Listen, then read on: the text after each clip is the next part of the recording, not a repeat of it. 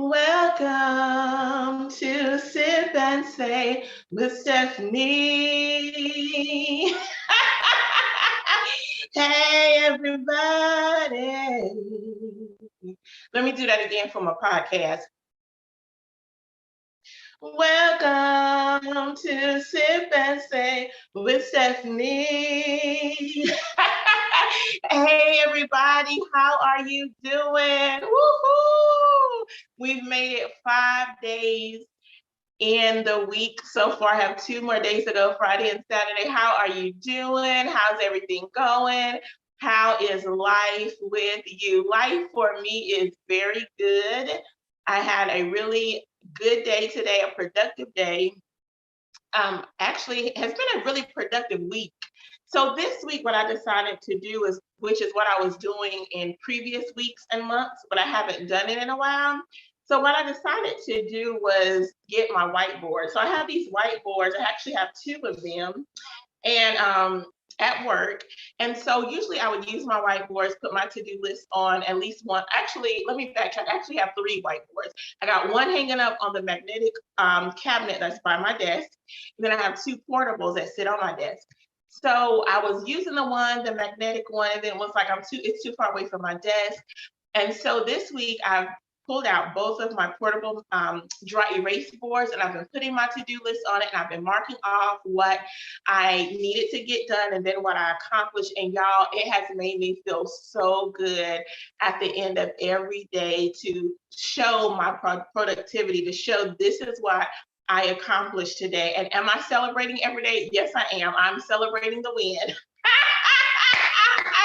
I am celebrating getting things done every day this week and getting things done as the week has progressed.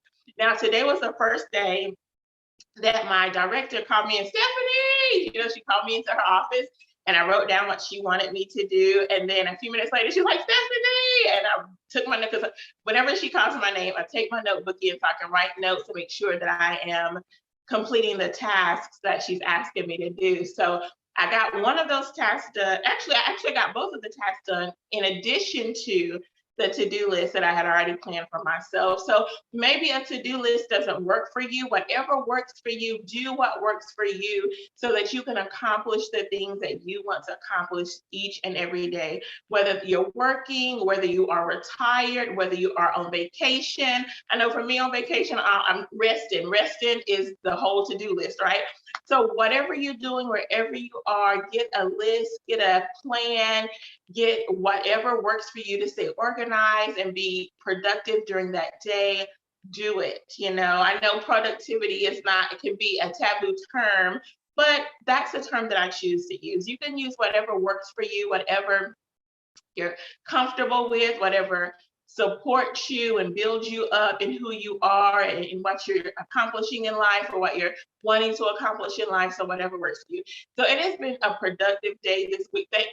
Check plus for my whiteboards. And I got everything. Now today, I got everything done on my list. I think I had one thing to do because I needed to do it in parts. And so, which involved a meeting with other people and then me writing my notes. And now I really want to just type up the notes that I took at the meeting, because it's a system. It's not a new system that we're working with, but it's an old system with new upgrades. We got some updates and some upgrades. So I didn't get a chance to type those up. I'm going to type them up and put them on the board that sits on the wall in front of me. So when I start working in this system next month, I'll start working in it again next month, then I'll have all of my notes. I'll have all of the directions to work the upgrade. Like I'll have the directions to actually be able to access and utilize the upgrades, some of which I asked for. So I'm really excited about that. So anyway, it's been a productive day. How your day been? Drop it in the chat, add it to the comment section if you're listening to the rebroadcast. I know it seems like every time I come on, I'm happy, I'm excited, because God is good. God is simply good. This is Sip and Say with Stephanie. I'm going to say God is good. Everything may not feel good to me right now, but I believe by the word of God that it's working for my good. So I'm going to be excited. I'm going to be happy. I'm going to act as if, walk as if, talk as if, live as if what I've been asking God for is already done. I've already got the title deed. So what I've been asking God for. So I'm excited. I'm thankful to be here. Thankful to be in the land of the living, thankful to be breathing, activity of my limbs. I have not heard from any family members that sickness has happened or that death has occurred. So I'm thankful that my family is alive, that my family is doing well. God is good. It just is what it is. God is good. He's just so good. Things do not always happen in our life that feels good to us. Like when we go through breakups, when we lose a job, when a loved one passes away, those things do not feel good at all. But even in the times when we're grieving, even during the times when things are unsettling in our lives or things are unraveling in our lives, or it seems like every door is closed in our face, even in those times, God is still good. Because it's opportunity for us to grow. It's opportunity for us to learn a new skill. It's opportunity for us to draw strength in places we didn't even know we have strength in. So yeah, just accept, not, I won't say accept, but just take a minute to navigate through the grief and the hurt and the loss and the disappointment and the frustration. Take some time to navigate through those feelings. And I promise you, if you trust in the Lord with all your heart and lean not to your own understanding, God will help you navigate those feelings and he will lead you. Let me make sure I got my scripture right. Then Lord, all that ways acknowledge him, he will direct your path. If you acknowledge God, or you acknowledge God and then acknowledge how you're feeling to God, be honest with him. God, I'm angry. God, I'm frustrated. God, I'm disappointed. God, my feelings are hurt. Whatever it is, acknowledge it to God and ask God to give you wisdom. Ask God to give you help. Ask God to give you strength. Ask God to give you a plan. Ask God to give you strategy so that you can move forward. It's okay to stay there for a minute and grieve. It's okay to feel that disappointment. It's okay to feel that hurt. Just don't stay there too long. Now, I can't tell you how long you should grieve because that's up to you, but just don't stay in those places of darkness or in those places of disappointment and hurt. Just don't stay there too long because we don't want it to be a permanent state of being, okay? So don't stay there too long. Hey, not planning to say all that. But that's okay. God is good. So look, y'all, I wanted to give you, let me tell you what I'm sipping on. So I'm sipping on water. I don't have a clear glass tonight, so you really don't know what I'm sipping on. I could be sipping on something I didn't want y'all to see. Let's just say how it is. But no, seriously, I am sipping on water tonight. This is my pottery. I got this. I went to a festival. Me and a friend of mine went to a festival last year, 2021. Y'all who know me, it was an outdoor festival. I did have my mask. And so there was a lot of people there, but it was comfortable. When we were waiting in line, we were social distancing, even though it was outside. So it was at a festival, and I got this. There is a young lady. Her name is Dolores. It's Dolores Pottery, y'all. I'm going to put the link in my description.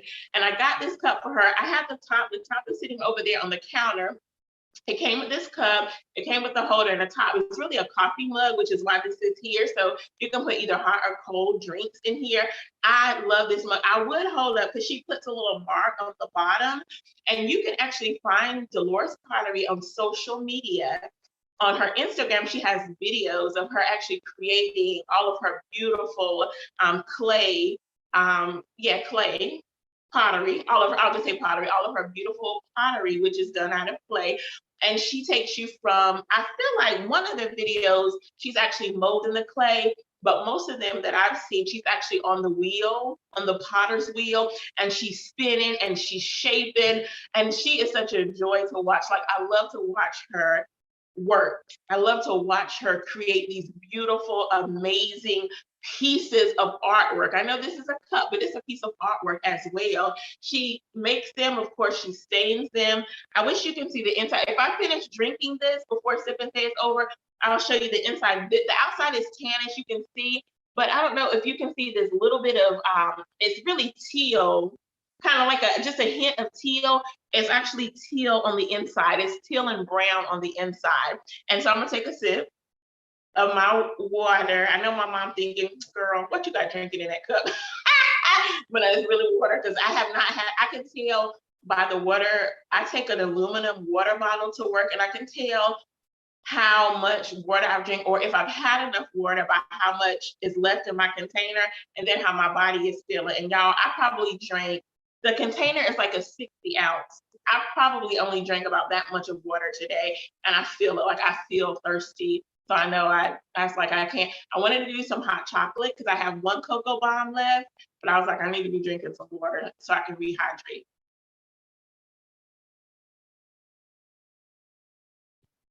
Woohoo! All right.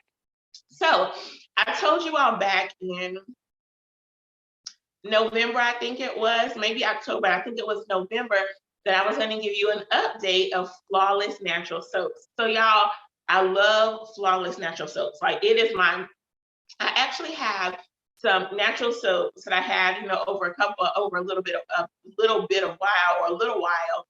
And because I usually buy in bulk, and I buy natural soaps, I buy in bulk. And so I have a couple of bars left. I think I'm gonna end up giving them away because, like, I am sold with natural flawless soaps. Like, I'm like flawless natural soaps, rather. Like, I'm done. Like, I love Bianca's products. I use the avocado coffee mint on my face. And I told you, all, I use a lemongrass. I should have bought it out here, but the lemongrass moisturizer on my face. I use the which one do I use for my body? I can't remember which one I use for my body. It's about gone. It's about gone. And I have actually made another order in December. I gave some of her, she had a Christmas box, a couple of different Christmas boxes to choose from.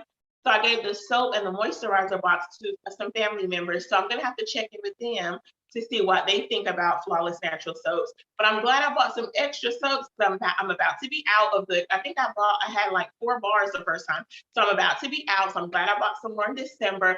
Get you some Flawless Natural Soaps. I will add Bianca's link again to the description. I love it. And y'all, one thing, y'all don't think I'm gross when I say this, but this is Sip and Say with Stephanie. This is my podcast. This is my YouTube. I'm gonna say what I want to say.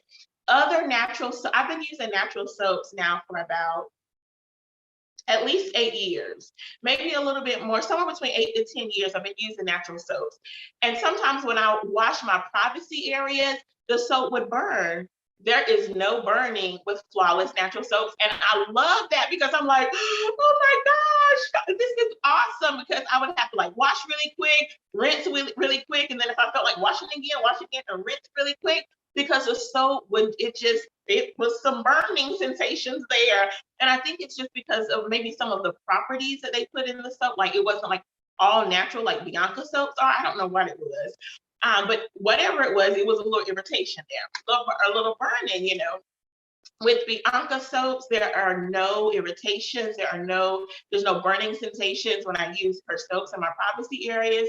And I'm thankful for that. Like, I love that. Like, that's one of the biggest, besides her soaps, smelling beautiful, having a beautiful presentation, the different or the variety of ingredients that she puts together to produce her soaps. Aside of all of that, just not having that burning, that was enough. I'm like, I'm done. Flawless Natural Soap is the soap that I will be using moving forward. I don't know what I'm gonna do. Like I said, I'll probably end up giving away the other natural soaps that I have, because I will not be using them, let me tell you. So I wanted to give you an update. The products are still wonderful, still going strong. I still love the moisturizer. I think that the only thing I haven't used yet, y'all, is the cognac sponge for my face. So what I end up doing, I usually wash my face when I'm in the shower, and then sometimes at night I'll just do like a wash at night. So I'm not, because sometimes I do shower in the morning, evening, whatever. But so I haven't used so I'm usually just putting water on my hand and washing my face with my hands. And so that's the only product that I haven't used. So I'll have to tell you all how that is when I start to use it on my face. At Christmas, I also got some of Bianca's lip balm. She has the peppermint lip balm, and the other one is, I want to say it's honey. I can't be sure, but I think it's a honey lip balm. So I've been using the peppermint lip balm, and I do like it. I like the soaps better, but the balm is good too. So try it and see, how it works for you. Okay, so that's my flawless natural soaps update. All right, so let's get into what we're going to talk about tonight. So y'all look, I know I told you all we're going to talk about the Build Back Better Act and the John Lewis Voting Rights Act. Well, we're not going to talk about the John Lewis Voting Rights Act tonight because it's a lot of pages and I didn't have time to really dive in it and pull out what I wanted to pull out to share with you tonight. So this is what I'm going to do. Next week, let me look at my calendar because today is the 27th. Oh, next week is the first Thursday. So I'm not going to be able to do it next week. So what I was thinking about doing is I might do a special Saturday session with the John Lewis Voting Rights Act, or I might just wait until the next Sip and Stay with Stephanie. However it is, if you have your notifications on, you'll get a notification. If you don't have your notifications on, put them on, because if I do a special session, I don't think I'm going to do it live. I think I'm just going to do a recording and do a premiere. However it works out, I will try to let you all know via maybe a short video or either doing the premiere or whatever. I'll try to let you all know. But if you don't see anything on Saturday, I'm probably not going to do it. I'll just wait until next month when we do Sip and Say. So I'll have, like I said, I just want to make sure I'm giving you some accurate information and pulling out some parts of the Voting Rights Act that we can talk about. Okay, awesome. So I see, I'm just gonna take a minute just to say hey to everybody. Oh, I realized I have not logged in. I was about to say hey to everybody on my chat, but I realized I'm not even logged in. So I'm gonna take a minute to do that. Hey everybody, I see y'all. Woo-hoo, how y'all doing? I am doing great. I'm glad you all are with me. I'm really excited to be sharing this is not going to cooperate with me tonight. So you know what, I'm just going to move on. I'm not going to be able to chat with y'all right now, but oh, here it is. Oh, wait a minute. My computer's acting like it's doing right. It's doing right now. Okay, hold on, y'all. So what I did, you all, I went to the whitehouse.gov to get the information to share with you tonight. I remember that there was one episode, maybe in the fall, that I mentioned a few things in the Build Back Better Act, but we're going to talk about it just a little bit more on tonight. I'm going to talk about some things that you might feel are relevant to you. All right. So again, you can find this information on whitehouse.gov. And you can also look at the act on congress.gov. Okay, I'll add those links to the description so you'll have them for easy reference. So I really just want to mention that the Build Back Better framework or act or bill, it was introduced in the House on November 19th of last year. It was voted on and passed 220 yeas and 213 nays. So it did pass in the House. This month in January is January 27th, so they only have 28, 29, 34 more days. The Senate is supposed to be voting on the Build Back Better Act or the Build Back Better framework this month, like within the next 4 days. They may end up pushing it back, I don't know, but they were or are supposed to be voting on it. So we'll see what the Senate says about this. I'm not going to say it doesn't look hopeful, but I know that there are some senators that don't like bits and pieces of the Build Back Better Act. So we'll just have to see how that conversation goes in Congress. And we'll, to determine if they're going to pass it or not. All right. So I want to give you a few highlights of the Build Back Better Act. And it's called, on the whitehouse.gov, it's called the Build Back Better Framework, because I think they're just giving us an overall view of the parts of the Build Back Better Act. Okay, it's a mouthful, right? All right.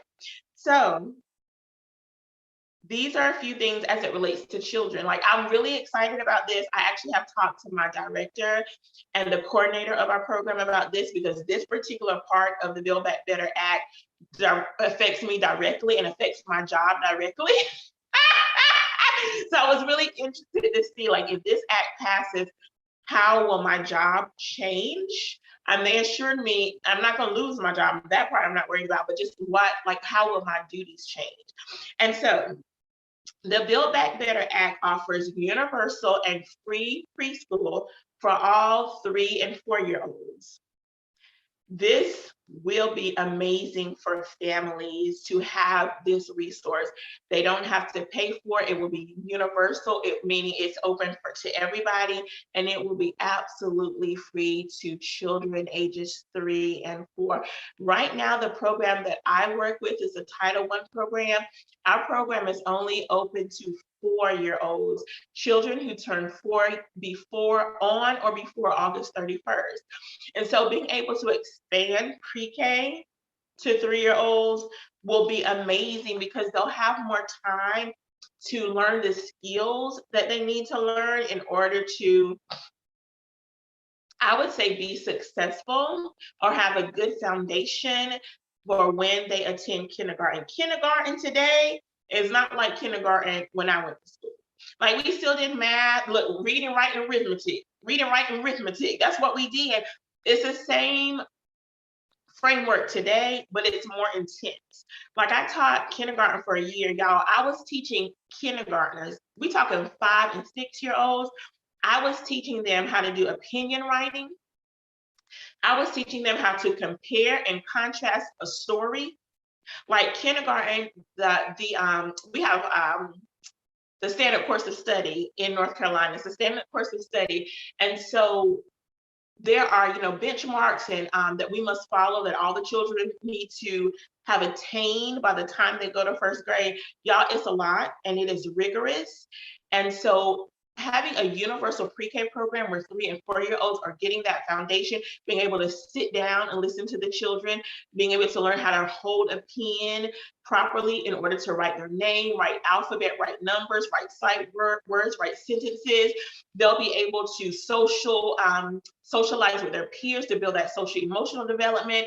They'll learn like approaches to play and learning. They'll know how to engage with their peers, how to play with them, how to share, how to ask for a toy if they want a toy that another child has. And then if the child says no, they learn how to wait until the child finishes and gets that toy back. Like, they'll be learning all of this. Their cognitive development, which is like their ABCs, 1, 2, 3s, again, those sight words,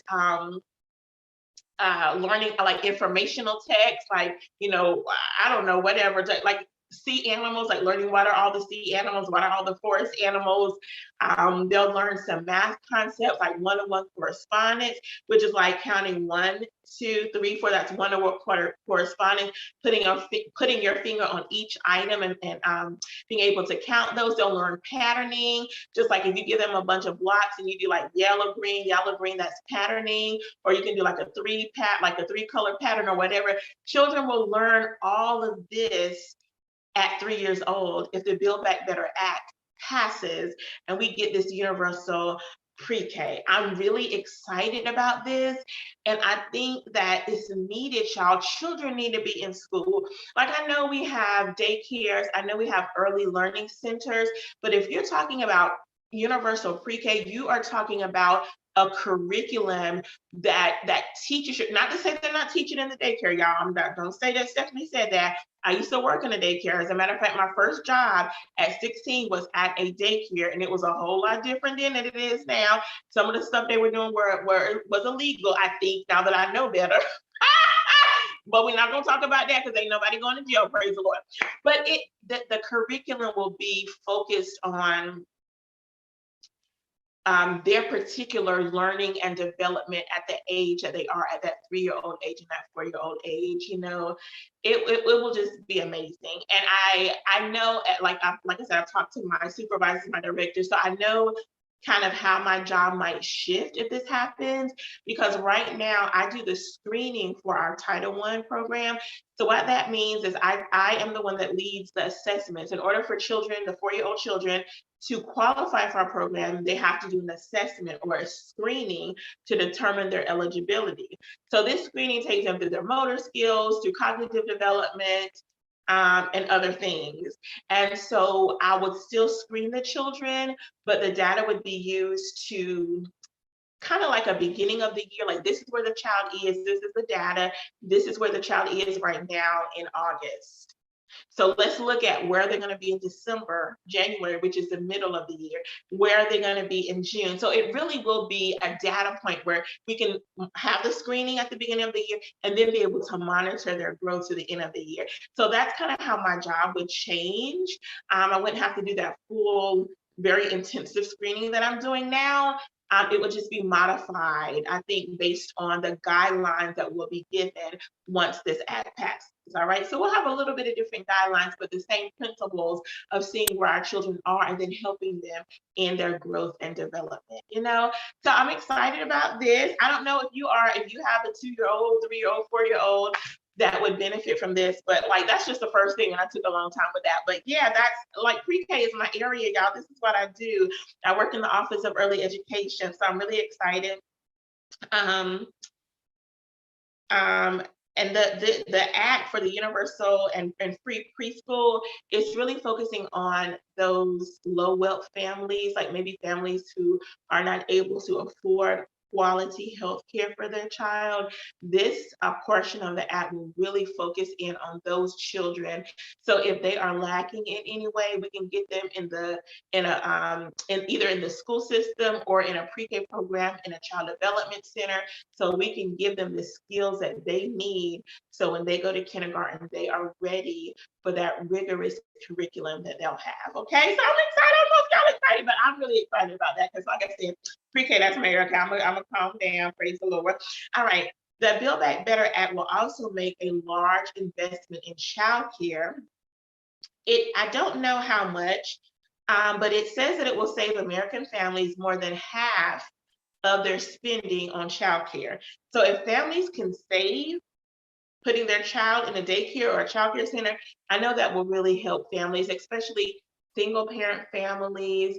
Even sometimes in a 2-parent family, they may not make enough to put food on the table, get their children the clothes and the shoes that they need if they start growing out of their, existing wardrobe. They may have to determine, like, are we going to pay, the daycare bill or the regular house bills or apartment bills.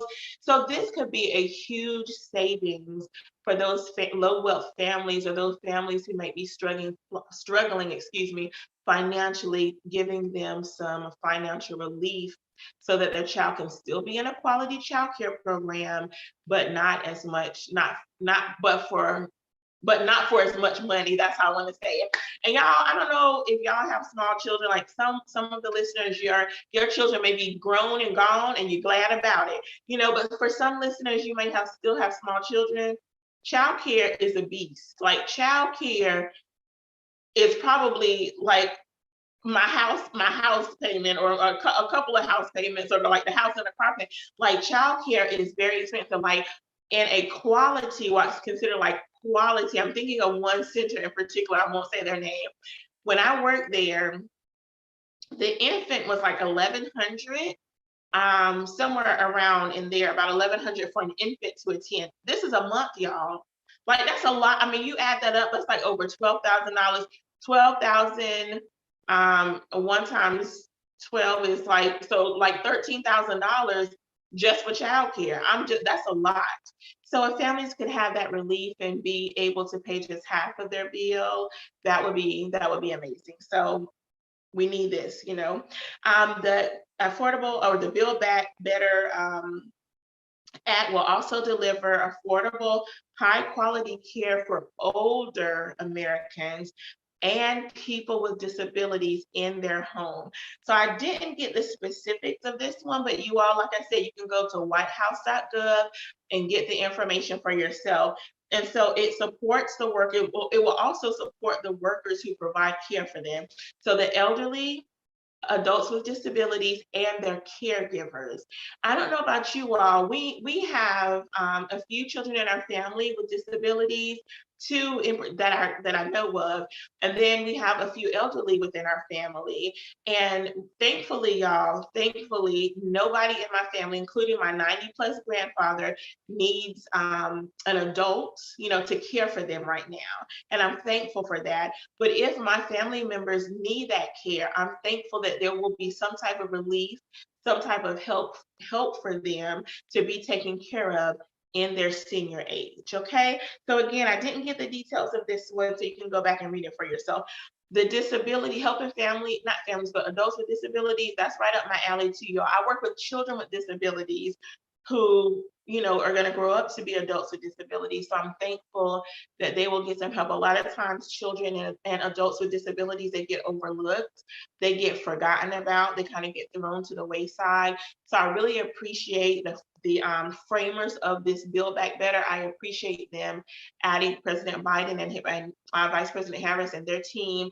I appreciate them adding this particular piece of the Build Back Better. All right. So I know that was a mouthful, right? Woo! I'm doing some talking and I even take a sip. Woo, shoo. All right. Yeah, I'm just on the first part. That's why I knew I could not do the John Lewis Act tonight, because this is just the first part. So the last thing that I want to talk about with the investment in children and caregiving is the Build Back Better will provide 39 million households up to 3,600 or 300 per month in tax cuts per child by extending the American Rescue Plan's expanded child tax credit.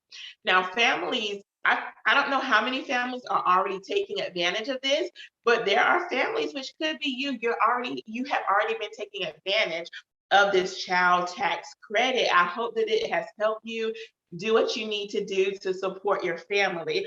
But this is a clincher, you all. The tax credit ends. It ends. It's done with at the end of the year.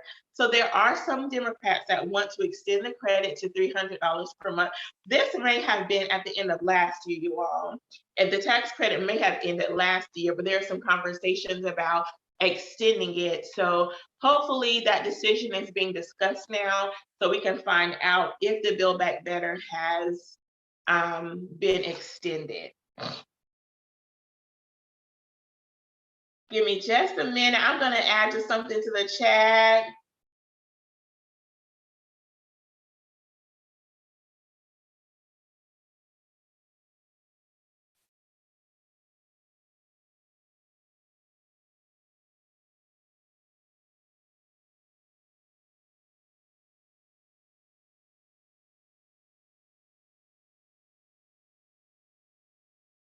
So I'm just going to add just something to the chat, y'all, because I have a few of my faithful people watching and they added what they were drinking, so I wanted to add something to that. Okay, so that's the end of the investment in children and caregiving.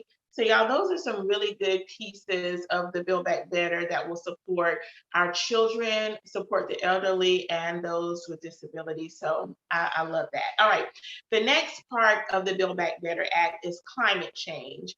You all know there have been just a lot going on with our environment, which I'm going to get into in just a minute. I don't want to get ahead of myself, but the Build Back Better plan will address some of the climate change that we have been experiencing over the years, okay? So it will deliver substantial customer rebates and tax credits to reduce costs for middle-class families that shift to clean energy and electrification, all right? So that ensures, so that was that. Y'all, I'm gonna be honest with y'all, I have been thinking about composting, but I don't think I'm going to compost because I don't want the responsibility of making sure that stays like bug free and fly free and all that. So I don't think I'm going to go there, but I have been thinking about, which we're going to get into this a little bit, but I have been thinking about how can I utilize rainwater? Like how can I utilize rainwater to help conserve water? Like I wouldn't use rainwater to take a bath or anything like that, but I don't know, I probably could use it to water the garden when I do start my garden. I do have a plot of land that's ready for me to garden on it, but maybe to water the garden, to wash my car, to do different things. So I have seriously been thinking about that and done just a little bit of research. I really need to do some more research to see how I can capture rainwater and how I can use it in order to conserve water as much as I can. All right, so that's just something on my radar. So the Build Back Better plan, the climate change portion of the Build Back Better Act, will ensure clean energy technology from wind turbine blades to solar panels to electric cars. Y'all, I've been thinking about buying an electric car, like not this year, like not anytime soon, but I have been thinking about like my next car. I think I want an electric car. I'm nervous about that because I have no idea what it means to have an electric car, except that I don't have to have gas anymore. I actually have to charge it up. I think for me, keeping it charged would be the thing that might be difficult for me. But I truly have been thinking about purchasing an electric car for my next car. So we'll see how it goes. I definitely need to do more research to make sure that I'm taking care of the car like it should be taken care of, but definitely something I've been thinking about. So I talked about clean energy, from wind turbine blades to solar panels to electric cars. These things will be built in the United States, y'all, with American-made steel and other materials, which will create jobs, y'all, job creation, hundreds of jobs to ensure clean energy technology, y'all. So I looked up a few things. I have that part, like see, it's typed here, because I looked up a few pieces of information about clean energy. So let me tell you about the clean energy. Wind, water, solar, nuclear, bioenergy, and geothermal. So those are the types of clean energy or clean energy technology that our the US Department of Energy, they are working on. So, you know me, I was just like, I know what wind power is, I know what water power and solar, but I really needed to look up nuclear because I know, I've heard of nuclear bombs, of course, but I didn't know that we could use nuclear, like, whatever, in order to have clean energy. So I looked up nuclear, I looked up bioenergy, and I looked up geothermal just so I would know what it is. I still don't understand it. I'm gonna just be honest with y'all. I'm not a scientist. I don't think I have a scientific mind on some levels, but at this level, my scientific mind is not fully grasping what all of this means. But I think the more that I do research on it, the more I will understand it. So I will share it with you so you can have the information and then you can look it up for yourself. And y'all, and this is what I want to say. I have been thinking about solar panels. So I got a new roof. I had some damage to my roof in 2019. So I got a new roof in 2019. And so I saw where I think Duke Energy was giving away, not giving away solar panels, but they had a solar panel program. But by the time I went in to try to get a part of it, y'all, it was over. Like I guess they had reached the max limit of people like applying for this program. So I missed that window of opportunity. I need to check and see. But I was just like, do I want solar panels on my brand new roof? Like my roof look good. So solar panels is a thought. Again, something that I've been thinking about. I have not done any research on it. I don't know how much it would cost, but it's just something that has been on my mind. Then I thought about, if I decide to sell my home, would that be a hindrance to a potential home buyer? Will that be a plus to the potential home buyer? So, thinking about all of these things. But I have seriously been thinking about solar panels for my home to help power my home. All right, so let's get into this. So nuclear power is the use of, and I found all of this on energy.gov, right? Yep, on energy.gov. So this is part of the US Department of Energy's website. You can find all this information there. I got it word for word. This is not my information. I'm not plagiarizing. Get this straight from the United States Department of Energy, okay? So nuclear power is the use of sustained nuclear fission, to generate heat and electricity. And actually nuclear power contributes about 20% of the electricity in America. So I did not know that. I did not know that 20% of electricity was powered by nuclear power. I'm like, okay, we're making some progress, right? So it says here that the United States has used nuclear power for more than 60 years to produce reliable low carbon energy and to support the national defense activity. So that's probably why I didn't know that nuclear power was used, because it supports, in one aspect, it supports the national defense activities. So that was good to know that we're not just using electricity on everything. So that's nuclear power. Let's get to geothermal energy. Geothermal energy is heat derived below the Earth's surface, which can be harnessed, y'all. I've never thought about this. Y'all know how the core of the Earth and the layers under the Earth, that's heat, is hot. Well, geothermal energy, or the heat derived below the Earth's surface, can be harnessed to generate clean, renewable energy. I didn't know that. That's exciting to know that, y'all. It says this vital clean energy resource supplies renewable power around the clock and emits little or no greenhouse gases. I cannot remember what greenhouse gases is. I'm about to look it up. I forgot to look up what greenhouse gases is. Y'all don't talk about me for not knowing. It's okay. I'm about to look it up now. So the greenhouse gas, it actually traps heat in the atmosphere and it warms the planet, which is how we've gotten all of this climate change, part of why we have climate change. And so geothermal energy, it takes from the earth, it takes from what God has already created, and it powers whatever it needs to power. So I don't know if there are companies right now, I did not look this up, but you all look this up and do some research for yourself. I don't know if there are companies that are using geothermal energy, or if there are residential homes that are using geothermal energy. There was more information on the page on energy.gov, but I didn't get all of that information. So you go and research it for yourself, and I'm actually going to research it for myself so that I'll know like who right now is tapping in to this geothermal energy. Like I wouldn't mind tapping in if I could. Anything to cut down my electric bill, I'm with. As long as it's going to keep my home safe, if it can power my home, my lights, my heat, the water heat, and all of that, I am with it. So I'm going to do a little bit more research on geothermal energy. Okay, so this is bioenergy, all right? So biomass is an organic renewable energy source that includes materials such as agricultural and forest residues. Residues, energy crops, and algae. When I heard about algae, I know we find algae in the sea, right? I was like, they can take algae and use it as an energy source. Like, come on, somebody, that's all right. But you know what, y'all, I'm gonna be honest with y'all. The first thing I thought about when I read this about biomass includes agricultural and forest residue, energy crops, and algae, I thought about manure. You know how farmers use manure to fertilize their crops?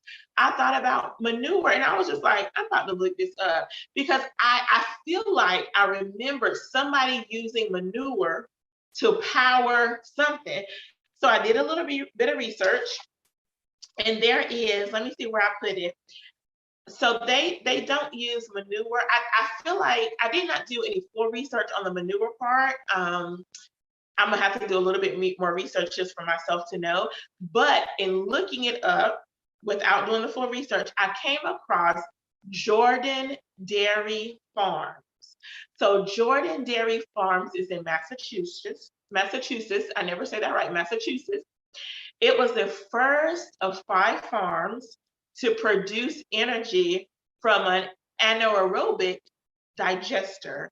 I don't know what an anaerobic digester is, but this is what they are using to produce energy. So y'all go and look it up for yourself. I'll add exactly how you spell it to the chat so you can look it up for yourself. But this is basically what it's doing. Oh, it's telling me right here. Sorry, I got it in my notes. Anaerobic digestion is a natural process where microorganisms are broken down into organic waste materials. That's the biomass that we're just talking about. In the absence of oxygen, so the oxygen is taken away, there's this breakdown of organic waste materials, and the system that they use helps to power whatever their systems are. I don't know if it's their light or their, whatever it is, they're using this particular process of biomass in order to produce energy on their farm. This is saving. I don't know how much this might be saving in electricity. Oh, yes, I do. Look, y'all, I wrote my notes down a while ago. I don't forget what I put in my notes. I actually put it in my notes, so let me tell you. Let me tell you. So every day, Jordan Dairy Farm, every day they generate enough clean energy for the following, or to offset 5,500 pounds of CO2 emissions. Y'all know that CO2 emissions comes from our carburetor, comes from our car, it's emitted as we're going up and down the road. So their clean energy on Jordan Dairy Farm, it offsets 5,500 pounds of CO2 emissions. Or look at it this way, 6,000 miles of CO2, which is a carbon monoxide. 6,000 miles. 6,000 miles, y'all, that's a lot. They are saving the environment, our planet, 6,000 miles worth of carbon monoxide emissions that comes from our car. That's a lot. Their clean energy powers enough for 135 days of electricity usage in an average American house, or 317,000 hours of a 13-watt energy efficient CFL light bulb. So they are saving, or this particular process that they're using could save the average American 134 days, or excuse me, let me say that correctly. Their energy source gives the American household 135 days of electricity usage. 134, excuse me, not 135, 134. Let me make sure I have that right. 134 days. Like that's about half, because we got 365. So that's about a quarter of the year, like about 3 months or so. And then it saves 317,000 hours of a 13-watt energy efficient CFL light bulb. I'll take it. Like I said, anytime I can save on my electricity, I will take it. And so I don't know how the owners or the individuals that are associated with Jordan Dairy Farms, I don't know how they came up with this particular process, but they are using it, and it is part of the biomass that the Department of Energy is working on. And actually, you all, their design has been approved. It's called the Quasar's Rutland system, RUTLAND system, has been approved by the United States Department of Agriculture, or the USDA Natural Resources Conservation Service. So their system has been approved by the USDA's Natural Resources Conservation Service. So they're doing it, y'all. And I love it. Like, I love to hear success stories like that, where people like you and me, like everyday people, come up with these amazing creations, these amazing inventions that help other people save energy, save lives, whatever the case may be. In the case of this, actually save energy and save lives, right? And so I wanted to share that with you about biomass. Like, I love that. Like, I love that I just was able to find that just in my search about manure. Y'all look up the cow manure, horse manure, and see, because I do feel like people have used it, or at least done some experimentation about using manure to power energy, or as an energy source. Okay, so that's the biomass, which is the bioenergy. And that was all I think I wanted to share with you. Oh, I did want to share one more piece of information as it relates to climate change. I didn't know, I think I kind of heard faint talking about this, but this is something that's real. And I looked up my state, I actually looked up all the states in the United States, and there's every state that has either established what I'm about to share with you, or they are working on establishing what I'm about to share with you. So there is a clean energy and sustainability accelerator. So let me say that again so you can get it. The Clean Energy and Sustainability Accelerator is an independent, nonpartisan, nonprofit finance entity that will operate as the United States National Green Bank. So this particular bank will use public funds to mobilize more private investments to accelerate deployment of clean and resistant infrastructure in every community in the United States.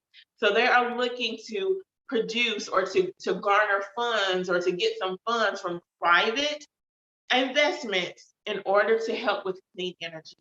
I like this, y'all. In my state, we don't have this thing established, but they are working on it.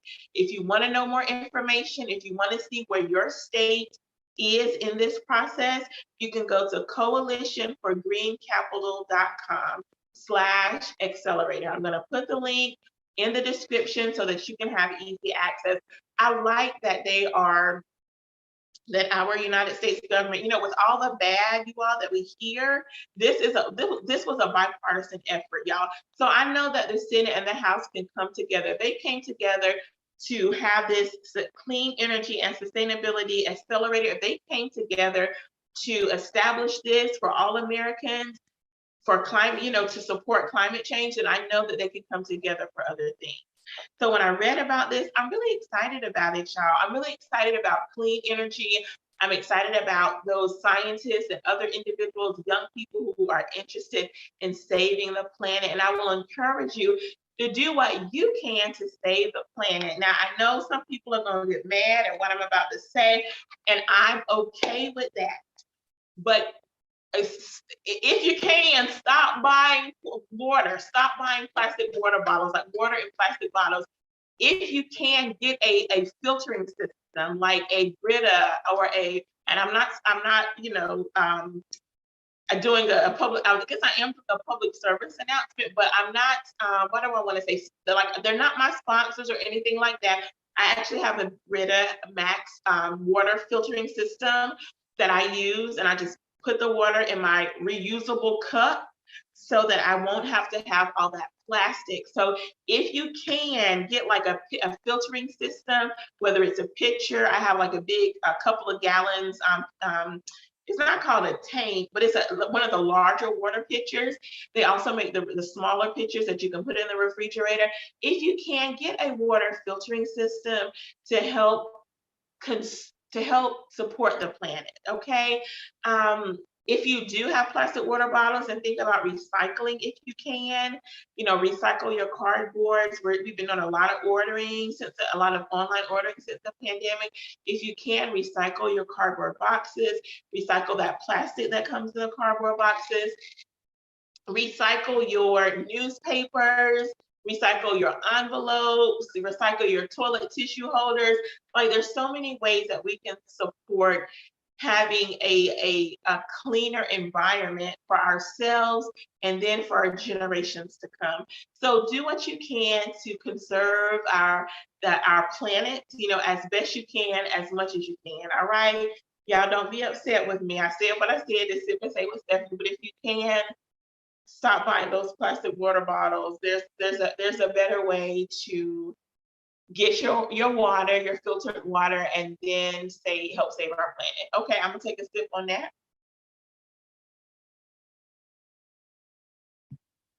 All right. So let me get back to where I was. Okay, so there are some advances in environmental justice. Y'all may not be into reduce, recycle, reuse as much as I am, and that's okay. I don't want to put on you something that I do. It's just something that I am encouraging you to do to help save our planet. Get rid of them plastic water bottles. All right. Advances. So the Buildback Better Act will help advance environmental justice through a new clean energy and sustainability accelerator, which is what I just shared with you. That was that, where investments will happen around the country, and it will deliver about 40% of the benefits of those investments will be delivered to disadvantaged communities. So 40% will be poured into disadvantaged communities, okay? And this is a part of the President's Justice 40 initiative, okay? The President's Justice 40 initiative. I did not look up what the Justice 40 initiative is. So do a Google search, do some research for whatever search engine you use your search engine, do some research for yourself. The President Justice 40 initiative, all right? Let me make sure I got everything with that. Yep, that's it. So let's keep it moving. One of the biggest expansions of the Build Back Better is the healthcare, is in healthcare, y'all. This one was good. Oh no, I forgot to get the information. I forgot to go back and get this information, you all. I might do it right now. While I'm reading one part, I think I'm gonna look up the other part. So this is what I was looking up, y'all. The Build Back Better Act will reduce prescription drugs. Y'all, drugs in America, I might have to do like a separate little video, y'all, but I was looking up just in my own, research. Drugs in other countries cost significantly less than drugs in America. I cannot tell, and I see a chart that I was looking at. I can't remember what the particular drug is I was looking up, but it showed the chart. It showed all the countries. I think it was from the least expensive or the least expensive cost to the most expensive cost for this particular prescription drug. And the United States was at the very bottom because it was the most expensive. So anyway, I looked up insulin because I had I have one family member now that takes insulin. So I looked up insulin and that's what I forgot to print off, y'all. So I'm sorry about that. I may try to get it before I leave. But I did look up EpiPen, and you all know what an EpiPen is. It's used for allergies, allergies, anaphylaxis shock. Like if you're having an allergic reaction, like peanuts or any other kind of nuts, soy, not soy, but milk, any type of alert, we use the EpiPen. So when I was in the classroom, I did take training every single year because I work with special needs children all of my career except for 1 year, all of my career in education except for 1 year. And I did have some EC students in that classroom. It just wasn't a full class like normal. But I had to do a training every year for the EpiPen and for Diastat. So Diastat is another prescription drug that helps with seizures. That particular drug helps with seizures, the Diastat. But I had some EpiPens in my classroom that I had to keep, in the class. I didn't keep it locked because it's life-saving, it's a life-saving drug. So I needed to have easy access.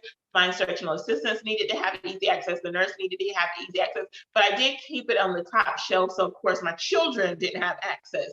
But this is what I was looking up, y'all. An EpiPen is a life-saving medication. It's a life-saving drug. The average price of an EpiPen, y'all, which means there are prices higher and there are prices lower. The average price, y'all, of an EpiPen for two, coming in a 2-pack, is $396.54.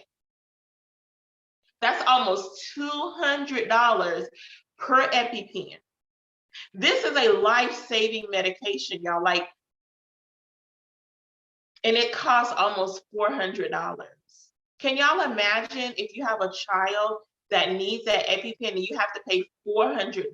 Because see, parents really, because we kept an EpiPen in the class. I think some of my there was one parent in particular where I did have 2 EpiPens for this particular parent. They actually sent me the full 2-pack. And then, but you got to keep one at school and you got to have one at home. Parents probably have to have one in their car or somewhere where they're out shopping or doing whatever. So in case, there's an allergic reaction, there, that's a lot of money, y'all, for a life-saving medication, a life-saving drug. Almost $400 is a lot. I don't know if you all have used GoodRx, but when my doctor gave me a prescription, I think back in 2020 for 2 drugs. And it's not because I was sick, it's just something that I was trying to, anyway. It had to do with my toes. Like I had a fungus on my toes So she, gave me 2 prescription drugs to clear it up. That's what it was. So y'all mind won't be going somewhere else. I'm just tell you what it was. Those drugs were a little pricey. I went to GoodRx. I printed off the coupon, took it to the drugstore, and I think I ended up paying like $25 for both drugs. Like they were maybe it was more like 30. Maybe it was more like 30, 35 for both drugs. So if you get your EpiPens through GoodRx, GOODRX, then it costs $143.62 for your 2 EpiPens. Now, if I can get 2 EpiPens for $143, why do I have to pay $396? Why are drug companies charging that much? And let me see, because I did have it, y'all. I had it and I lost it, or I didn't lose it, but I didn't print it off so that I could see it. But let me see if I can find it for you right now while we're on. So here I'm on goodrx.com. So this is where I got the information from. You may want to check out a different site to see if the information is comparable. But I went here. Let me see if I can get where I want it to go, because I did get this information straight from GoodRx. I don't see what I wanted to see. But I am looking up on GoodRx. Y'all can look it up for yourself. And the lowest price I see for a 2-pack EpiPen is $113.49. And it has up here where you can actually get the coupon, print it off, and take it to that particular drugstore to get that price that's quoted. Okay. I wanted to know how much it cost for the EpiPen. Like, I'm curious to know how much does it cost to make the EpiPen. Let me see if I can look it up. How much does it cost to produce an EpiPen? Because I can guarantee that it's significantly less to actually produce the medication than it is to than they actually charge for it. Like, they are hiking up the price significantly. So let me see.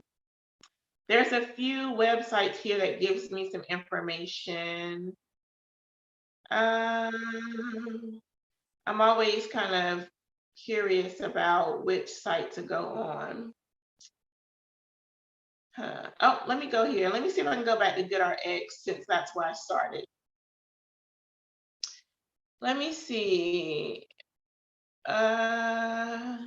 See, it says right here that one of the most popular types of EpiPens costs up to about $650 for a 2-pack. That's $325, y'all. That's a lot. So let me just see if I can find out about how much it costs to make the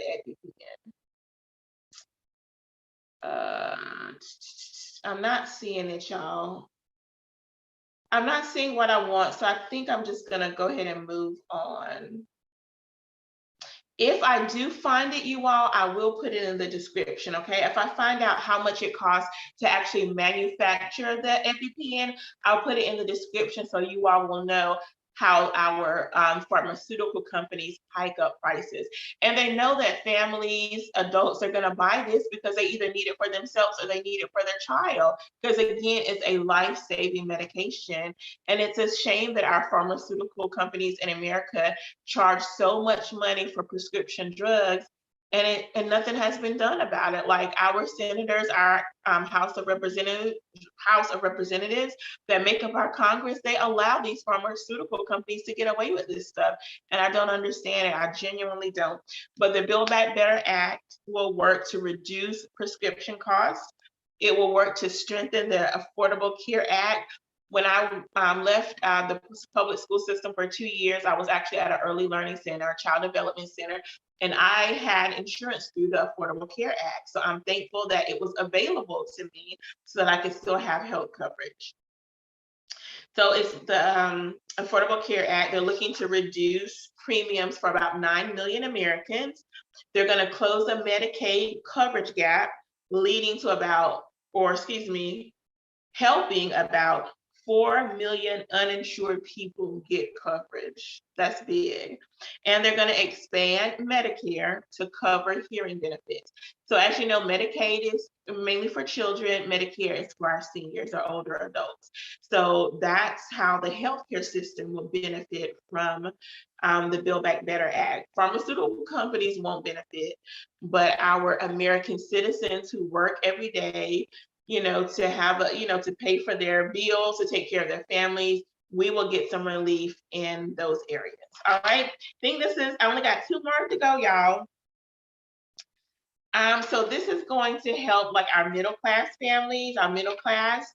They're going to make an investment in affordable housing. Y'all, that's the so purchasing a home, I know purchasing a home is one way you start to build wealth for your family. Okay. Purchasing a home is a wealth builder. So the Build Back Better Act is going to make a significant comprehensive investment in affordable housing. I think about the city that I used to live in and some of the areas within the city and how there were families that lived in apartments in the lower wealth communities. And I know that those parents wanted to purchase a home so that their child could, not only so that they could, have home, have the benefit and the joy of home ownership, but also so that their children could have a front yard or a backyard or some type of yard that they can play in, and they wouldn't have to play, in the street. So, and I'm not saying I talked to any of this, I'm just kind of thinking about this because some of these neighborhoods I live in, and so, yeah. So having affordable housing for all Americans, that's huge. That's huge. They will extend the earned income tax credit for about 17 million low-wage families or low-wage workers, excuse me.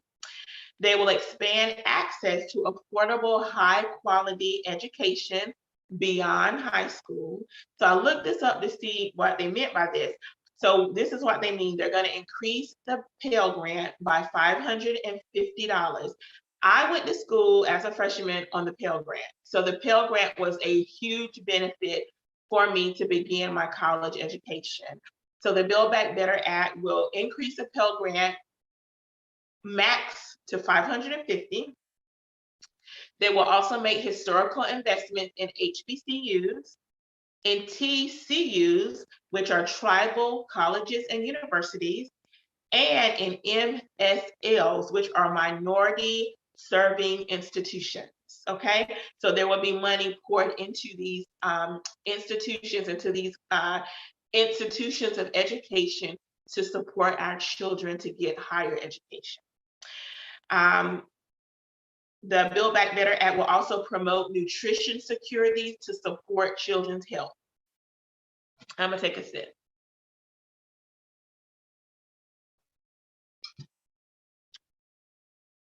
So you all been in education for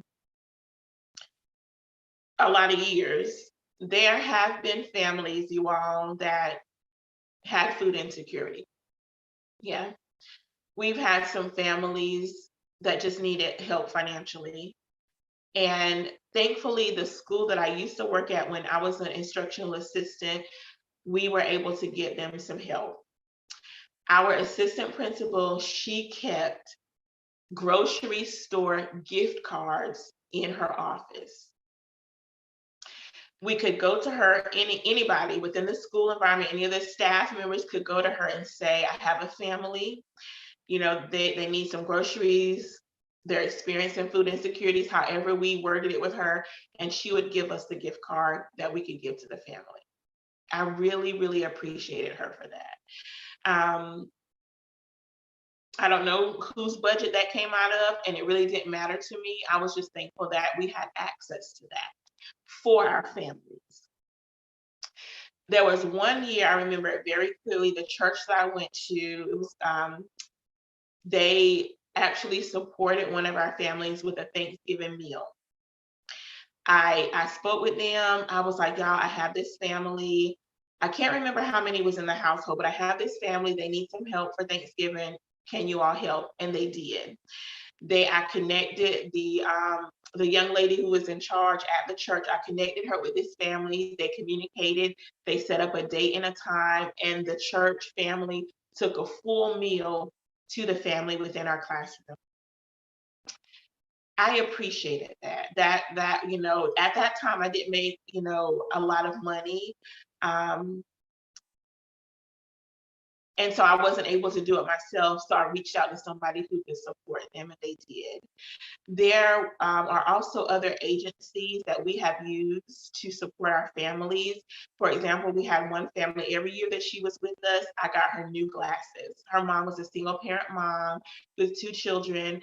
And I knew that there was this foundation, actually the North Carolina Foundation, and they supported children with coats and clothes and glasses, just things that they needed to be successful in school.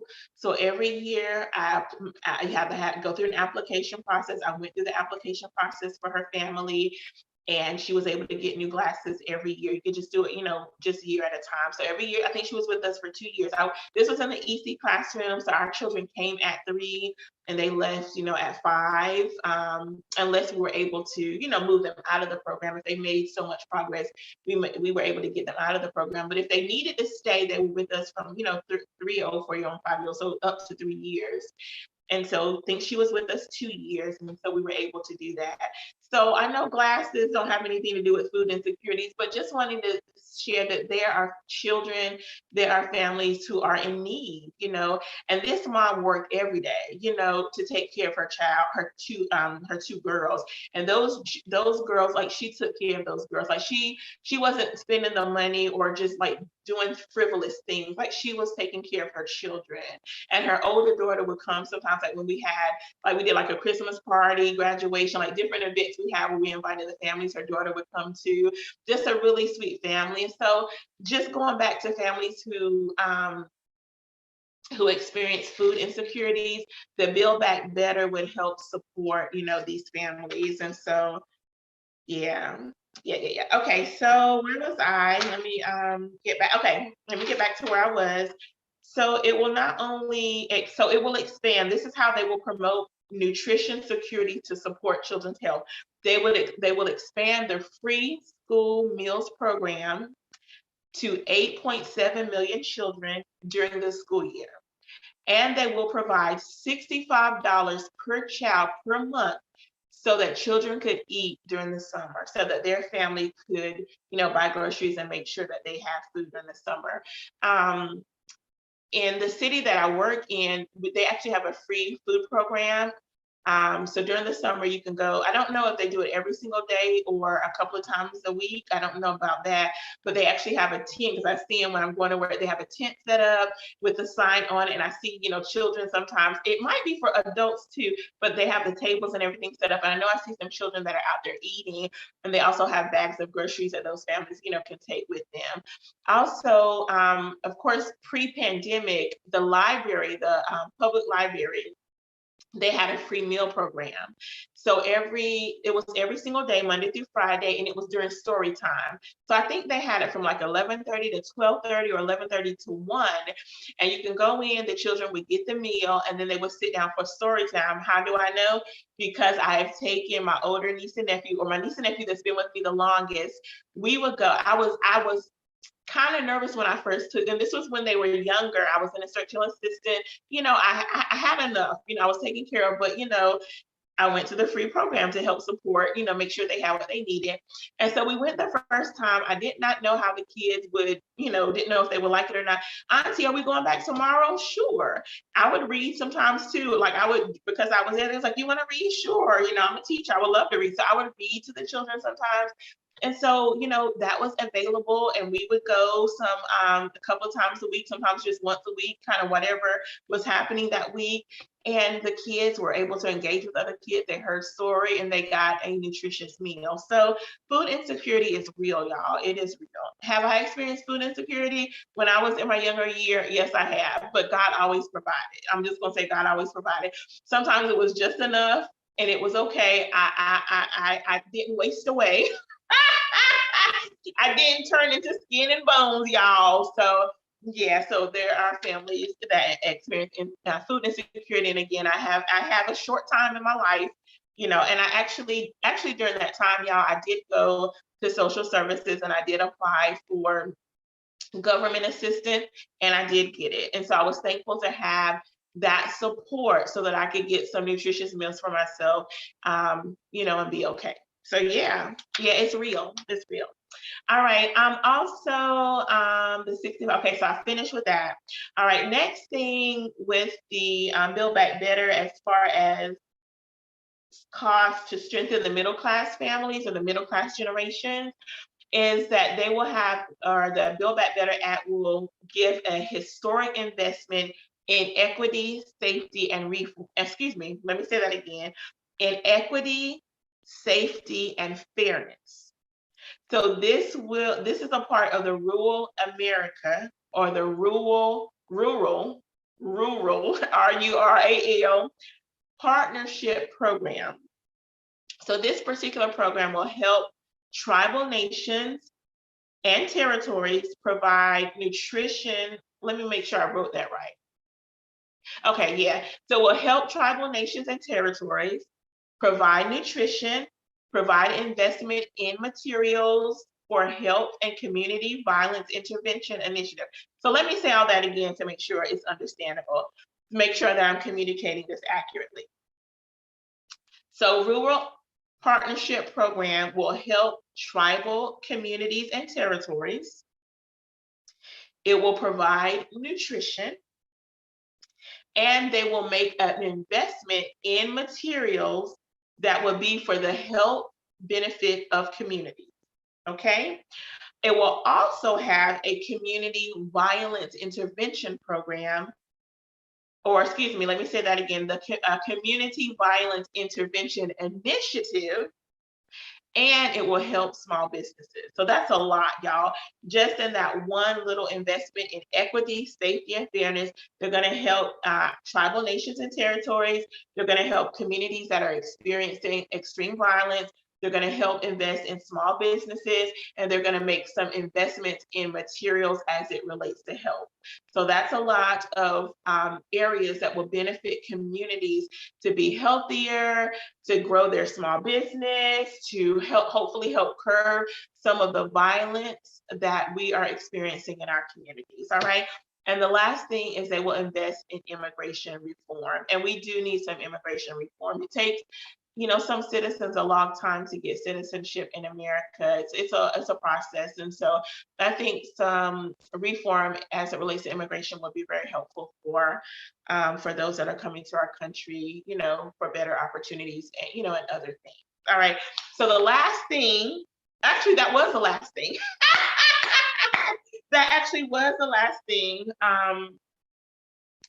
For the Build Back Better plan that I wanted to share with you. I also want to give you this tidbit of information, and then I'm going to go to the comments in the chat. So the Build Back Better framework is fully paid. According to whitehouse.gov, it's fully paid, and I'm going to tell you how. Combined with savings from repealing the Trump administration's rebate rule, the plan is fully paid for by asking more from very large corporations and the wealthiest Americans, okay? So the 2017 tax credit delivered a windfall to these wealthy groups of people, and this Build Back Better framework will help reverse that particular act, and it will help invest in our future, okay? So no one making under $400,000 will pay a penny more in taxes. So you will, with this Build Back Better Act, if you make less than $400,000, you will not pay more in taxes, okay? So this is what the framework is hoping to do, or the act is hoping to do. Stop large, profitable corporations from paying zero in taxes, and tax corporations that buy back stock rather than invest in the company.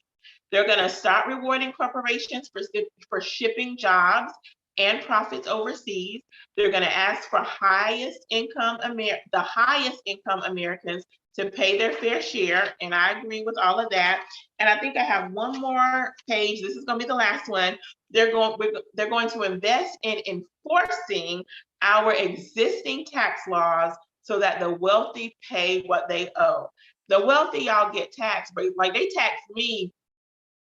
I don't want to say that they tax me hard, y'all. I get taxed hard, I really do. But the wealthiest of our country, they don't get taxed. Like they have lawyers and loopholes and all that. I don't have the money to pay for lawyers to find me a tax loophole.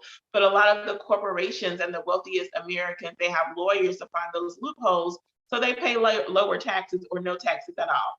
I'm gonna just be honest, y'all. I'm not mad at them, because if the tax loopholes are out there, why not take advantage of them, right? But the tax loopholes should not be there. Let's just say how many if they should not be there, so that the wealthiest Americans or so that corporations could take advantage. So get rid of those tax loopholes, which is what the Build Back Better Act is wanting to do. Get rid of those tax loopholes so that all Americans can pay their fair share of taxes, okay? All right, because if I'm paying my fair share, doggone it, I want everybody to pay their fair share, all right? I don't know how y'all feel about it, but that's how Stephanie feel about it. I said what I said. I've never said that before. I said what I said. Anyway, so those are some of the highlights or some of the significant portions of the Build Back Better Act. Y'all, this act is going to be good. If we can get the Senate to pass this, then I think it would be of great benefit for all Americans. The very last thing I want to say about this is if the Senate does not pass the bill, which remember I said at the beginning of the broadcast, they're supposed to be having that discussion and either voting for or against it sometime this month, so they have only 4 more days to do it. But if the Senate does not pass the bill, then the Democrats may introduce or pass a bill with only parts of the full bill. Y'all, I don't want just parts of this Build Back Better. I want the full Build Back Better Act. I want the full act, because I feel like all Americans need to benefit from this act and not just certain Americans, okay? I think all parts of this act are good and would be of great benefit to families. And I want it all, not only for myself, but for my community, for you, for my fellow American citizens. I want this for all of us, okay? All right, so that's all I have to say about the Build Back Better Act at this moment.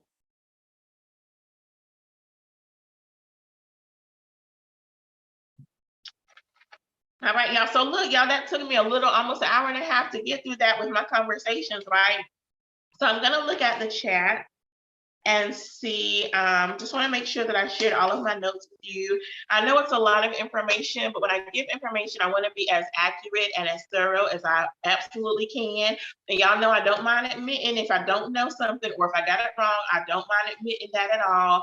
If you have some information that maybe I may have missed, maybe I didn't type it in right or something like that, and you will have a correction, I'm okay to be corrected. Like I am so okay to be corrected. You can add it to the chat or add it to the comment section. I will wholeheartedly receive that from you. So let me go to the chat. So I see that, hold on, let me get my cursor ready. So I see that, oh, my mom was saying she has to think twice about electric cars because of a thunderstorm or a lightning storm. Yeah, I agree with that. Yeah, I like solar energy too. I remember when I first saw like the windmills, I think in Texas, if I'm not mistaken, like I just saw pictures or videos. I've never been to Texas. I've never planned to go there, praise the Lord. But when I saw the pictures of windmills, I was so fascinated. Those turbines, I was so fascinated that you could use turbines for wind energy. I was just like, why is this not up everywhere, y'all? You know what I'm saying? So I love that they have that source of power, for the Texans. That's all right with me. Okay, so let me keep reading. Are these pen universal or are they specialized for each allergy? The EpiPens are universal, if I'm not mistaken. They are for any type of like nut allergy or other allergies that may occur, but look that up for yourself. And I say nut allergy because for my children that had an EpiPen, it was mainly nuts and dairy, because I did and red dye. So the EpiPen, I think, is universal either for all or most allergies. Because like I said, in the past, my kids had like mainly nut allergies. But my last year teaching, I didn't know it was going to be my last year in the classroom, but my last year in the classroom, I had a child that had dairy allergy, he had egg allergy, he had a red dye allergy, and he had was it a nut? It was three. I know it was dairy because I remember having eggs. I have to keep an allergy list. I'm reading through my allergy list. It was red dye, the eggs, and I think it was nuts, if I'm not mistaken. And we had Benadryl for him, and we had the EpiPen for him. And so, yeah, if something would have happened, we kept him away. Like we didn't separate him from the class, but well, when we ate, we did. He had his own table because his parents brought his lunch, so we didn't have to worry about what the cafeteria was feeding him. They made a choice to bring his own lunch just to keep him safe.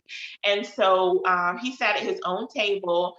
And there were a couple of other children that brought their lunch. I did ask parents not to bring any kind of nut product, like no peanuts or any kind of nuts in the classroom.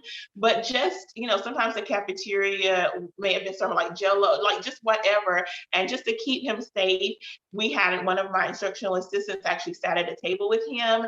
And, again, just to keep him safe from the other foods that were happening in the classroom. Now, when we had parties and stuff, that was store-bought things, and we would be checking the list to make sure. And of course, he was a part of that because it was store-bought and everybody was eating the same thing as opposed to like different food, him, being introduced to different foods. So yes. So I'm reading here that the EpiPen manufacturer Mylan costs $30 to manufacture. Y'all, if I knew I wouldn't break my phone, I just want to throw something right now, y'all. $30 to manufacture, but it costs $300 to purchase that 2-pen EpiPen. They are making, how much profit is that for my math scholars? I almost want to say $1,000 profit, but like a hundred times 100 profit. Times 100 profit. Y'all know that's not right. This pharmaceutical company should not be able to mark up a life-saving medication 100 times. That's ridiculous. Maybe 2 times. Just take your $30. I don't know who produces Mylan. I'm gonna look it up and find out. Just take your $30. Manufacture it for $30, charge $60. Take your $30 and keep it moving. Because of all the people in all the free world that have allergies, whoever this company is, they're not going to be missing this money. Y'all think about these pharmaceutical companies. I might have to do a sip and say with Stephanie on pharmaceutical companies so that we can see what their profits look like. But I can almost guarantee that the minimum, look at my neck roll, the minimum of their profits is in the millions, like minimum in the millions. Some of them probably making billions of dollars, y'all, off of people who need medication. Like that just, that makes me mad. That makes me mad. I do not need medication. I am not on any type of medication, but I am fighting, mad for the people who are on medication and need this life. Y'all, that makes me mad. That makes me mad. But let me digress because I need to be able to let y'all go and I need to go. I'm going to keep reading the chat. So that was in 2016. So Mom put that was in 2016. It cost $30. They were charging $300. So we'll have to see if things have changed in 2022. All right. All right. So also reading, my mom put a chat. The health programs are wonderful. Yes, I agree. It's sad. The sadness is some parents' pride and ego won't allow them to aid their family and children in time of need, and then the children suffer. Oh, I see what my mom is saying. Like there are some families there are some parents who may not let. So for example, like one of my brothers and my sister, they have kids. So just say if I wanted to help them and they said, no, Stephanie, we don't need your help. My sister and brother are not going to do that. I'm just using them as an example because I know they won't mind. But if I was like, well, let me help you out, and they say no, mom is saying that could be their pride getting in the way of receiving the help that they need to support their children, because they are my nieces and nephews, come from my oldest brother and from my sister. That's all the nieces, and all the 7 of them come from me. So they never told me no, and I don't think they ever will, because they know that auntie loves her nieces and nephews. But that's very true. My mom brought up a very valid point. There could be some parents in your family, there could be some friends of yours, even coworkers of yours, who they need some help. That they're experiencing some food insecurities, and for whatever reason, it could be their pride. One of those reasons could be pride. They don't receive the help. Y'all, I'm gonna tell y'all what I've done before. I haven't done this in a while because I currently don't personally know anybody who needs help. But a while ago, I would just hide the money like in a pocket or something. I would just slip the money in a pocket. One time I sent money to like a friend of mine through the mail, and she was like, "Why are you sending me this?" She got 2 kids. "Why are you sending me this money?" Hey, take it up with the Lord. Don't get mad at me. Take it up with the Lord. So, sometimes we want to bless people. Sometimes you might have to figure out how to bless them.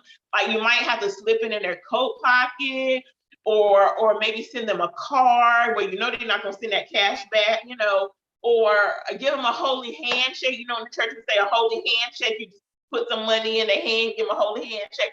There might be other ways that you may have to bless them, and they really don't have to know you did it. You can just slip it in their pocket because they reach in their pocket and be like, where does $100 bill come from? Where does 50 come from? Or where does $1,000 come from?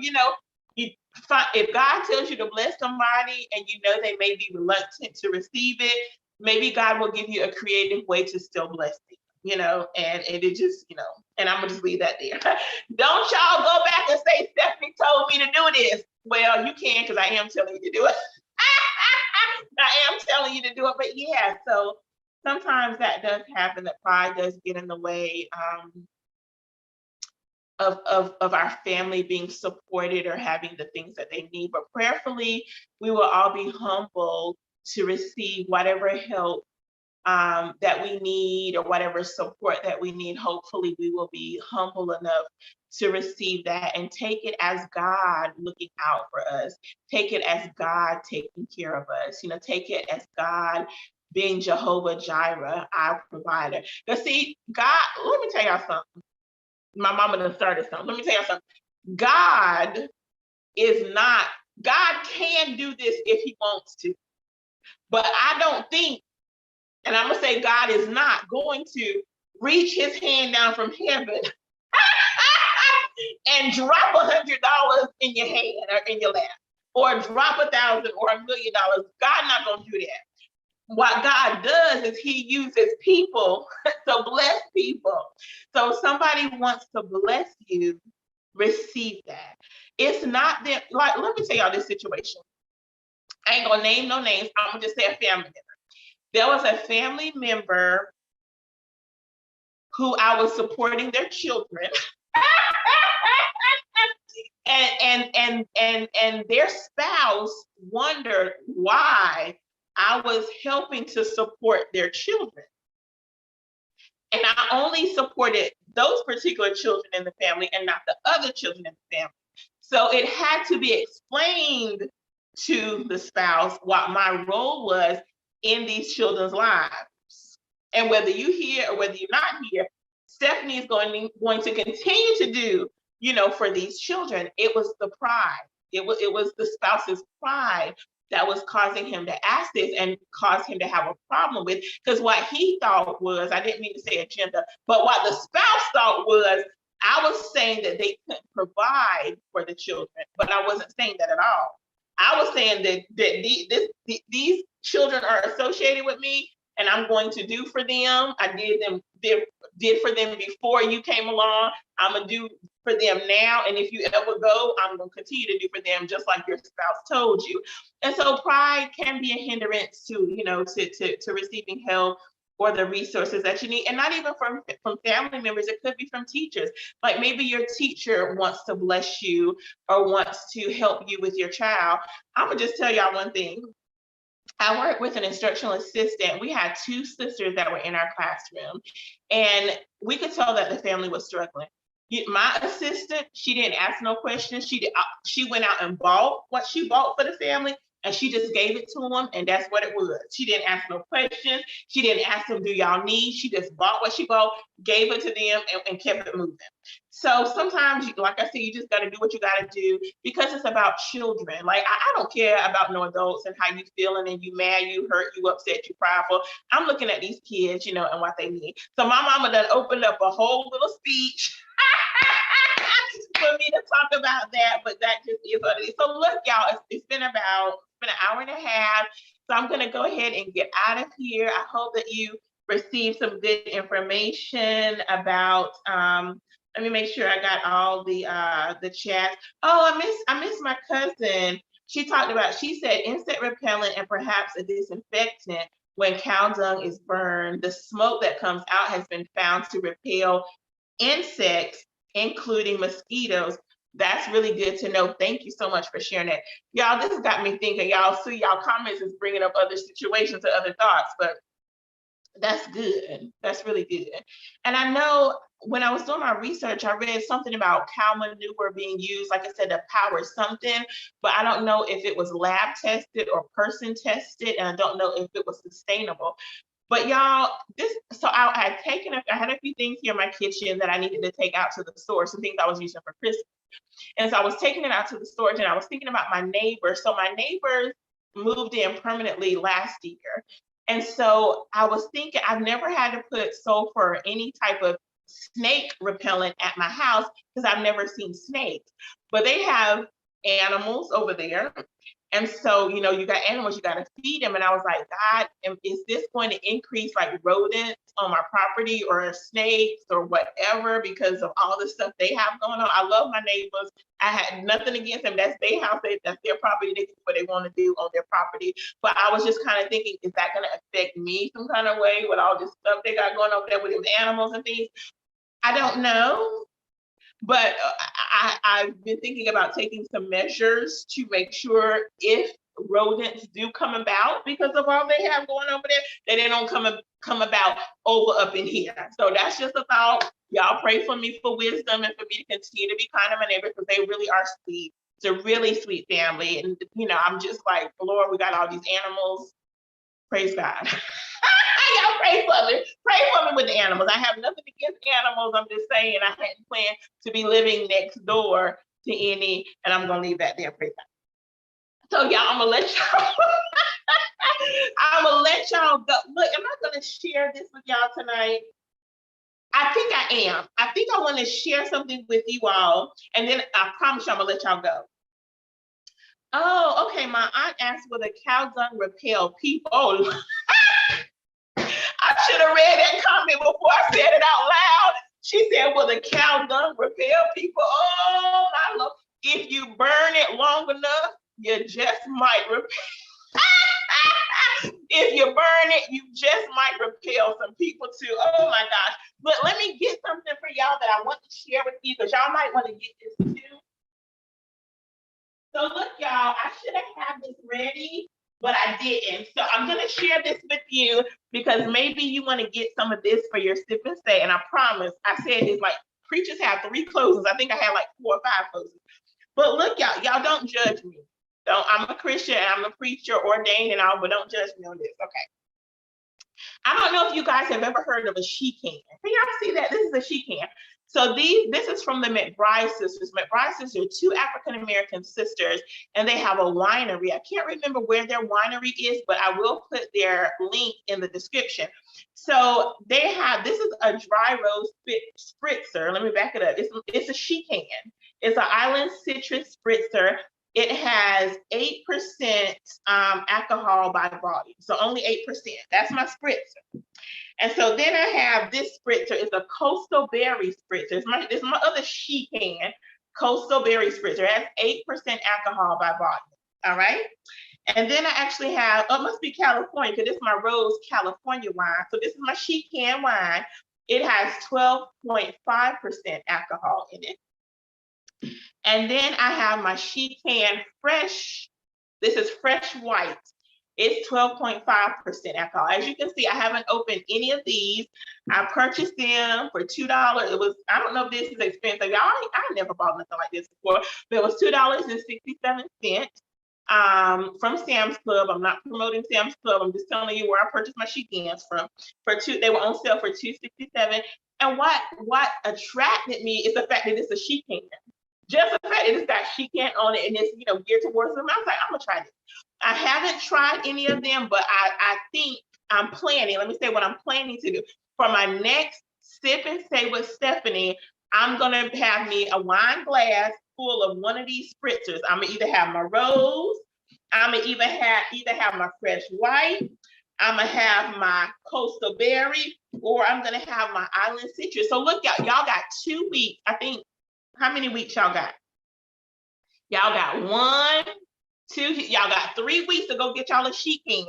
So go to whatever grocery store you go to, find you a sheet can and sip some sheet can spritzer or wine with me for the next Sip and Say with Stephanie. Y'all, look, y'all put in the chat which one y'all want me to try first, because y'all probably want me to try it before y'all go out and buy it, right? Y'all might want to try it, and that's okay. Which one y'all want me to try first? Y'all want me to try the rose, or the fresh white, or the coastal berry, or the island citrus? Which one? Y'all let me know in the chat, and that's the one I will drink for the next Sip and Say with Stephanie. You will get an exclusive of whichever one you all choose. I'm gonna go with the majority, and you guys are gonna watch me open it, pour it, and sip it, so you can get my real reaction to how these wines and spritzers taste. Okay, so support them. Again, it's the McBride sisters. It's 2 African-American sisters. So this is a Black-owned business. It's a woman-owned business. They have their own winery, and they are doing it, y'all. So let's support them. If you're not, I did look on their site. I did not see any alcohol-free wines. I don't know if they'll eventually have those, as a part of their products. I really don't know. But currently, they don't have any alcohol-free. But I think the spritzers, if you're not an alcohol drinker, the spritzers only have 8% alcohol by volume. So maybe this would be a nice product I'll say to try, just a spritzer as opposed to the wine. Okay, all right, y'all. I am done. Will I get drunk with the rose flavor? I don't know, y'all, but so I don't drink alcohol normally. Like me and my girlfriend, when we worked at a school together, every summer at the end of the year, we would get together, either both of those or one of those. We would get together in the summer just to kind of release, from the school year. And sometimes we would get together at the end of the year, like sometime in December during our winter break, just to have some drinks and just to unwind. She would always order for me because I don't know nothing about no cocktails. I mean, I've had daiquiris, like virgin daiquiris before. I've had a martini. Was it a martini? It was a virgin martini. Was it a martini? Maybe a virgin martini. But like, I've had a Long Island iced tea, which that's a lot of alcohol. I was not expecting that. I was just like, this is a lot, but okay. I can't remember the other drinks that I've had with her, but she's like the expert. So I have had a couple of drinks. I probably have had less than 10 drinks my entire life, but I'm about to have me some of this. She can. And y'all will get to watch me drink some of my she can. I might try to wait and drink the she can with you, but I might try one ahead of time. Y'all don't judge me and y'all don't be mad. All right. So so I see the rose flavor. So I will make sure that I hold the rose, and I'll have the rose with you at our next Sip and Say. Look, my mom said a little wine for the stomach. Look, my mom encouraging me to drink, y'all. Y'all heard it here on Sip and Say with Stephanie. My mom is encouraging me to drink. All right, y'all, let y'all go. Thank you so much for joining me. Thank you so much for chatting with me. It has been a pleasure engaging with you tonight as we discuss the Build Back Better plan. Our next Sip and Say with Stephanie will be about the John Lewis Voting Act. I'm going to go through the Voting Act. I'm going to pull out some parts that we can talk about so we can have some conversations about it. Just so you know, the John Lewis Voting Rights Act, it did pass in the House. It has not yet passed in the Senate. So hopefully by the next time we get together, it would have passed so that we can have voting rights reform for all of Americans and not just particular groups. All right. I love y'all. Take care. Have a great rest of the week. Bye-bye.